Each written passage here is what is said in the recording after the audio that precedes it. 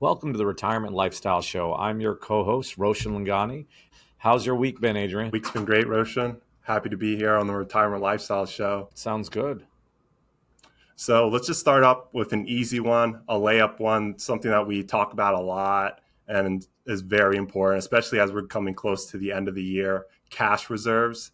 So the way I just have this broken down is into two parts. So one is 3 months of cash reserves, and the other one is 6 months of cash reserve. So for the 3 month, let's just call it a bucket, I have 3 months worth of cash reserves or emergency expenses. If you're somebody that is comfortable with that level of risk, so to speak, because just 3 months to cover any of your expenses. If you're somebody that's more risk tolerant, or if you're in a household that has two incomes or you have two incomes, whatever it may be, I think 3 months worth of expenses is a good cushion. And again, the big thing about cash reserves is it helps with any unexpected expenses, any emergencies that come up, just so your lifestyle can remain stable and constant as you weather any of those unexpected expenses. So I'll move on to the 6 month bucket, but do you want to touch on anything I talked about so far, Roshan? No, I like this. So far. Let's see your thoughts on 6 months, and I'll give you my thoughts on the category in general. Yep. So 6 months, this will be somebody that's more risk adverse and really just wants to have more cash reserves built up just in case any unexpected expenses come up, any emergencies that come up. Typically, let's just say you're a single income household. It's good to have 6 months of expenses just in case something happens to your income. And again, this is just a good cushion for somebody to have 6 months worth of expenses built up. So if any unexpected expenses or emergencies come up, like I mentioned before, their lifestyle can just remain stable and constant until things even out more on a monthly basis. Yeah. So my comment would be, I think you've also got to look at what are your monthly expenses. I do like your focus on income. We definitely work with people who are working and with a lot of people who are retired. So if you're retired, you might want a little bit more in cash than someone who's working. Adrian, you mentioned one or two incomes. But the thing I said at the beginning about looking at your expenses, if your expenses are 1,000 a month, it might be good to keep the 6 months worth of 6,000. And if your expenses are 10,000 a month, you might think 6 months worth or 60,000 might be too much. And that's where it does vary by individual. Adrian, as you talked about, your risk tolerance and your comfort level will help drive how much you should keep in cash. Yeah, and then that's where I want to keep these tips, this advice super surface level, keep it as simple as possible, because when we start getting complex, like we love to do, we can say, all right, what are the fixed expenses? What are the variable expenses? What do they average out to Yes. be? And then what type of person you are. And then that's where it just comes really complicated. But I think a good starting point and just a way to think about it as we're coming close to the end of the year, you can either fall in the 3 month or 6 month category. And again, you're your own person. You can have 100 months if you want, or no months at all. That's just how our world and finance really works. Yeah. Yes. That is definitely true. Every plan is customized to the individual. Mm-hmm. Exactly. So I'm going to move on to my next category. And this is something I think is more of a free flow conversation, but it came up where I was having a conversation about investing with somebody. And then the conversation came up about an investment doubling. So you have an original investment. How long does it take for it to double? What type of rate do you need to get for it to double? What exactly will happen if you start putting more money into that investment? Obviously, that would help you get your investment to double faster. So that's where, again, it can become very complicated. So I'll just break it down into a couple key factors or a couple steps here with an example, a math example, calculation one. So let's just say you had a $100,000 investment and you want it to be 200,000. So you want it to double, and you have a time frame, something that we talked about a lot on this podcast, of 5 years. So you have the original 100,000 investment. We're going to call it the investment. You want it to be 200,000 in 5 years. But you also want to take a dollar cost averaging approach with this investment. You don't want to set it, forget it. You want to add, let's just say every year, 10,000 to it over the 5 year time period. So with all that information that I just gave you, this investment would need to average about a 7% return for you to achieve that double of 200,000 in 5 years. So the reason why I think it's important to have this conversation is you think about the numbers, the discipline that goes into it, the time frame. A lot of things have to happen for an investment from your original investment to double. So I touched on a couple things. I'm going to try and go through them real quickly. There was time frame, the interest rate, the original investment, the amount it came out to, and then that certain amount that you were disciplined in putting into it every year. So the name of the game when it comes to investing is not just doubling it, but just growing it as much as possible. But the components that I just talked about are fundamental when it comes to it, where let's just say this investment didn't have that 7% return on average and it had a really bad year. That changes everything. Let's just say you weren't disciplined and you put 10,000 in, and then the next year you say, hey, I can't put that much in there. That changes the numbers again. So all those components are very vital and can be very complex, like I talked about in the beginning. But those are the components that you really have to look at and monitor, do your homework, do your research for that outcome to happen. So I think ultimately what I want to get down to is this is important when you look at certain investments. Are you going to be disciplined? What's it going to generate? How long are you going to hold that? And that ultimately affects what the outcome is going to be at the end of the day. Yeah, for sure. When you started that, I thought you were talking about the rule of 72 to start, but I like the direction you took it in. Just to explain for people who don't know, the rule of 72, it says if you take 72 and divide it by your rate of return, it tells you how long it takes to double. So in Adrian's example, 100,000, if you're getting 7% a year, 72 divided by 7 is roughly 10, so it would take 10 years to double. Then when you add the variables of what you're saving to it, I like how that one changes the numbers and time frame, but also you continued on to discuss discipline of saving and consistency. I think really that is a lot of where success can come from in the investment world, or really anything, right? Just discipline and consistency. Mm-hmm. Yeah, exactly right. And those are some of the points I mentioned. And again, I just think it's a worthwhile topic just to have because maybe you had a discipline at the beginning of the year, and now that we're getting close to the end of the year, maybe you didn't follow it as much as you like to think. But just really understanding the components when it comes to investments and where you want to have that investment be or a certain target or amount, you have to consider these components because, again, one variable can change and that will throw out the whole other outcome. So it's very important for people to understand that going forward, just to help them plan out those investment decisions and those certain targets they have in mind, because that's also something that we talked about before, having a goal, having a target. That's extremely important when it comes to investing as well, because like Roshan mentioned, it helps with your discipline and principles that you have in place.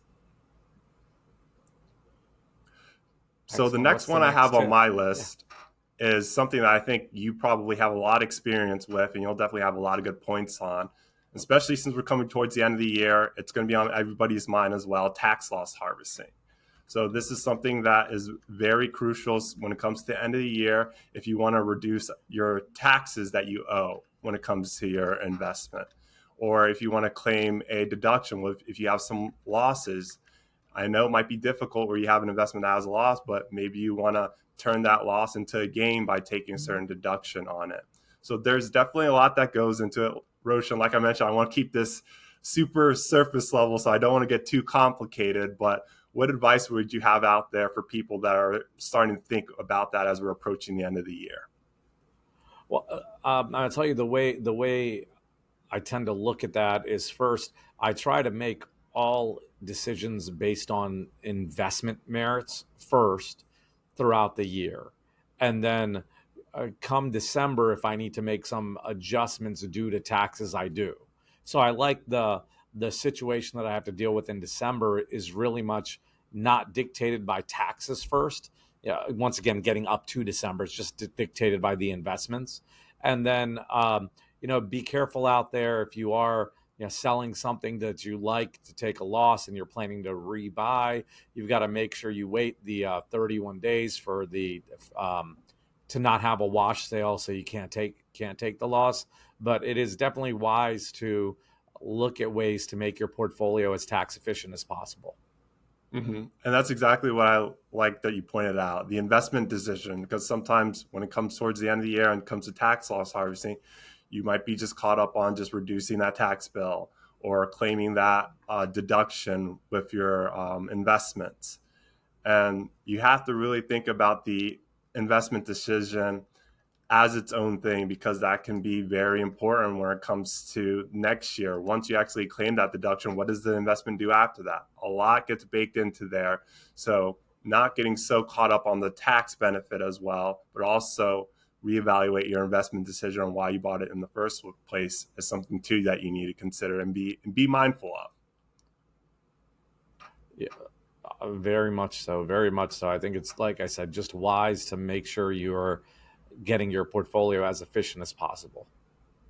Great. And is there anything else that you want to add? I know we could probably have a whole podcast on tax loss harvesting, but I think it's just something that I'm not sure if we'll have another episode on it before the end of the year, but it's definitely something I wanted to touch on today before next year. Yeah, well, I mean, I think it's got to be top of mind at year end, but as I said, throughout the prior to the end of the year, it really is just based on what you're uh, doing as an investor. Okay, excellent. So I'll just move on to the next topic that I want to discuss today, and it's optimizing the three big accounts. And what I mean by the three big accounts are you have taxable, tax deferred, and tax free. And this can be very complicated, especially as your portfolio grows in value. You might have a 401k account or a traditional IRA. You may also have a Roth. You might have an individual brokerage account. All of them are treated differently when it comes to buying and selling and taxes. And the key word that I use here is optimizing and utilizing them as efficiently as possible, because these are very powerful tools to grow your wealth. So maybe you're somebody that doesn't even have a Roth IRA or a 401k, and you do all your money managing and all your investing through a taxable account. Well, I think this would be a good time for you just to be aware and understanding these other components. Maybe you might not have the opportunity to do that, but being aware of these three accounts is very vital when it comes to wealth creation. So before I break down these three, do you want to touch on anything before I go to the taxable account? No, please break them down, and then we'll go over it. Adrian, I believe you mentioned in a few episodes ago, um, asset location, where your investments are.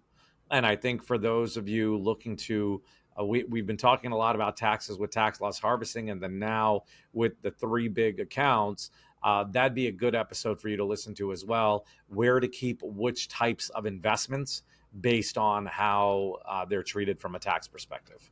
Mm-hmm. Exactly, Roshan. We'll probably touch a little bit on it right now. So the first one I want to focus on is taxable. This is just a regular brokerage account.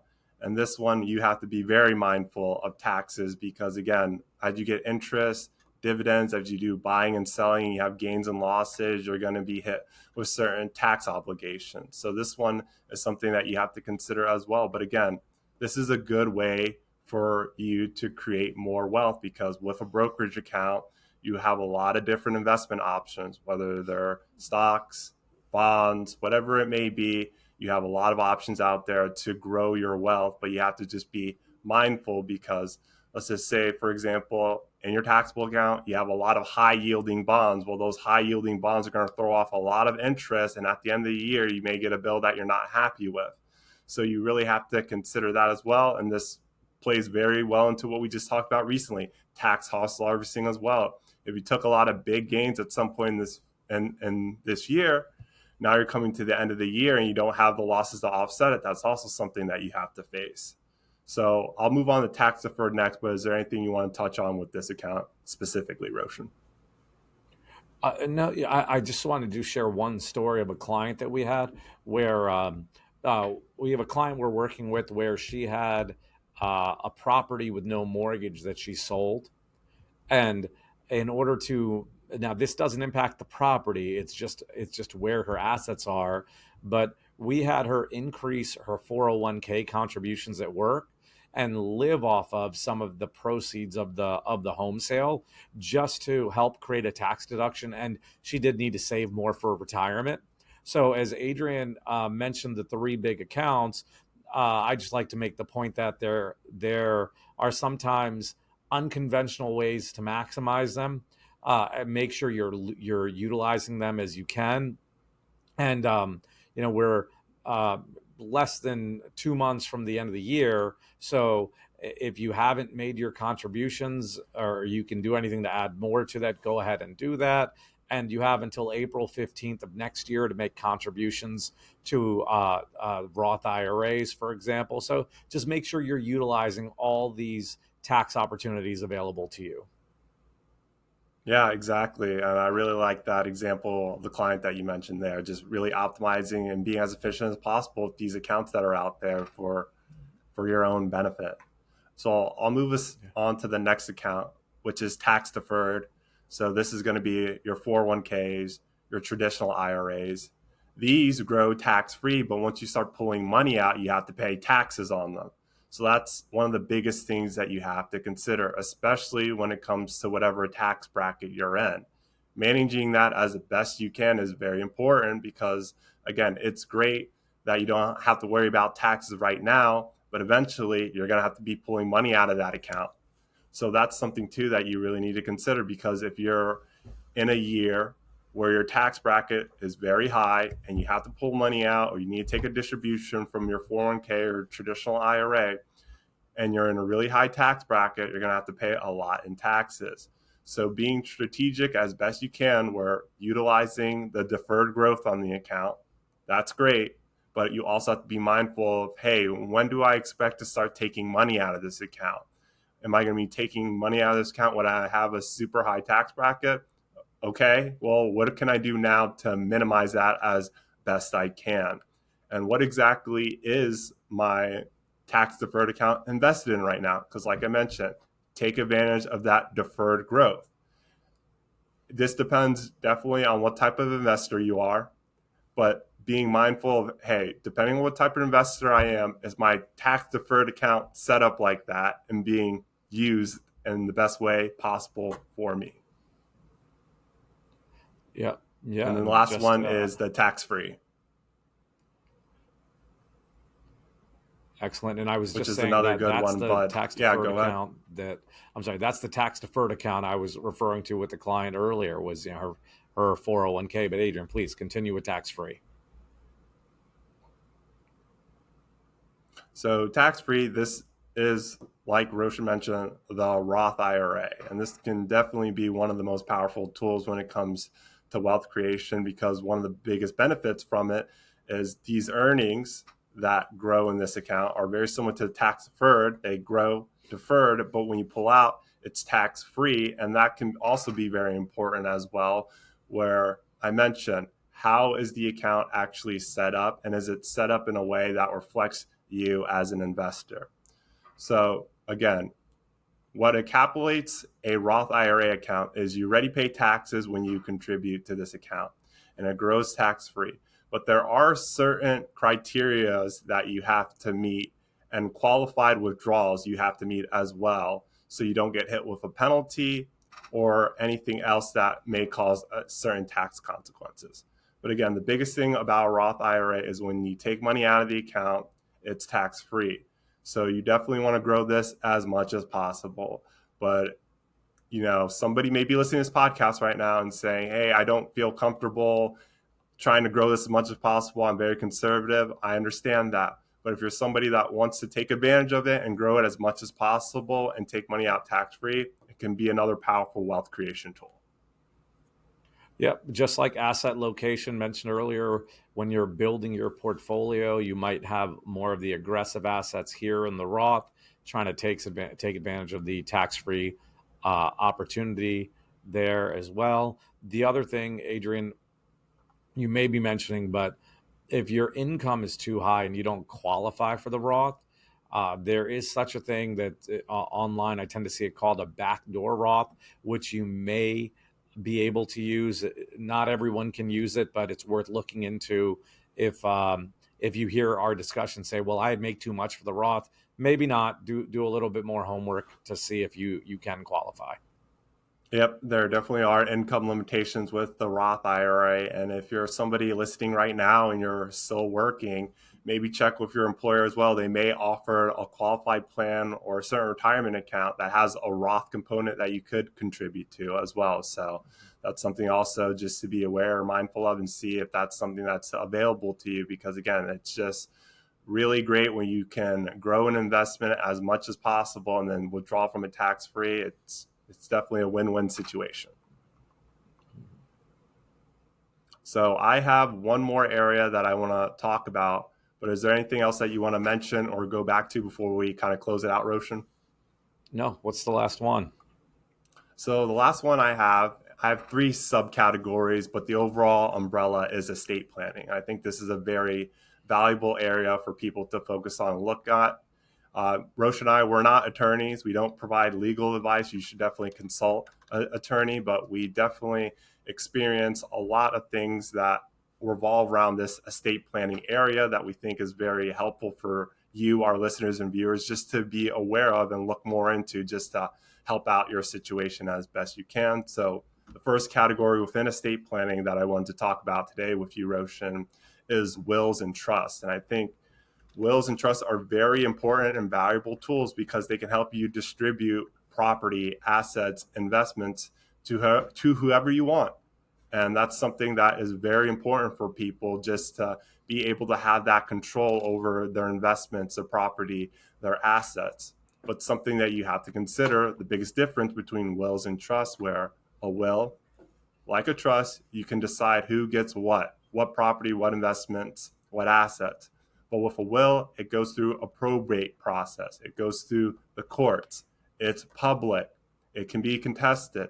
That's all things that if you're okay with, then that may be the route you go. But again, talk to an attorney, figure that all out for yourself. However, the trust, where it differentiates from a will, is it's more private. It gives you control. It does very similar to a will, where it helps you decide who gets what, and it avoids that court process. Again, you have to talk to an attorney, figure that out, but that's two things that are very valuable pieces of planning, where it can help you have more control over those assets and investments that you have and decide who ultimately gets it. Yeah, very important to get your estate plan in order.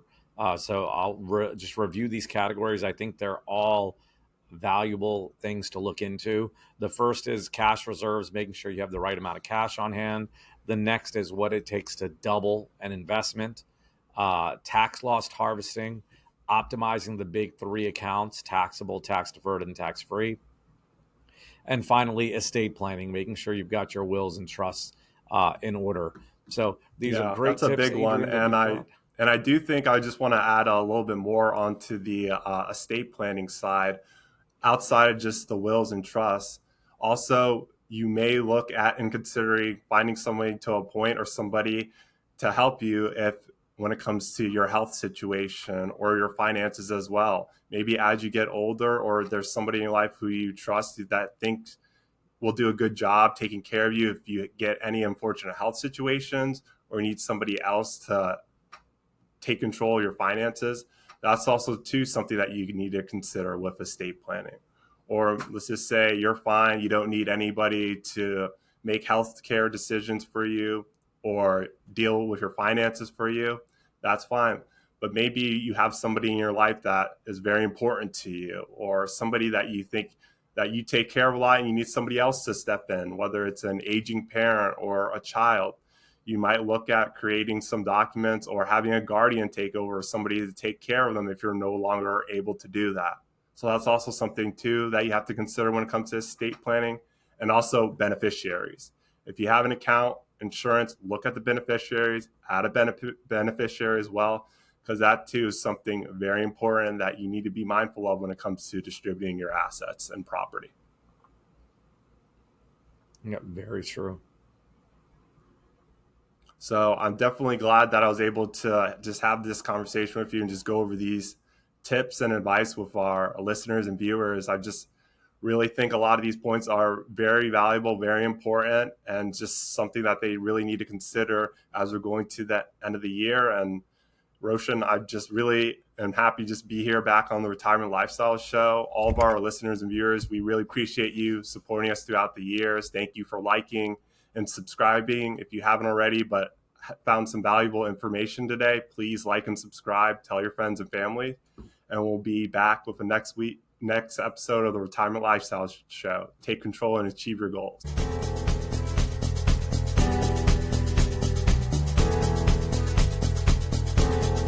Schedule a conversation with Roshan, Adrian, or Erik today at retirementlifestyleshow.com. Roshan and Erik are certified financial planner practitioners. They, along with Adrian, are investment advisor representatives and serve clients across the U.S. with financial planning and investment advice through Arete Wealth. If you found this show helpful, gained knowledge, or enjoyed the time you spent with us, tell your friends and leave us a 5-star review. This will help others discover the show. To access our show notes, to download any of the tools mentioned in today's podcast, to ask us a question, or to schedule a conversation, go to retirementlifestyleshow.com. All opinions expressed by podcast hosts and guests are solely their own.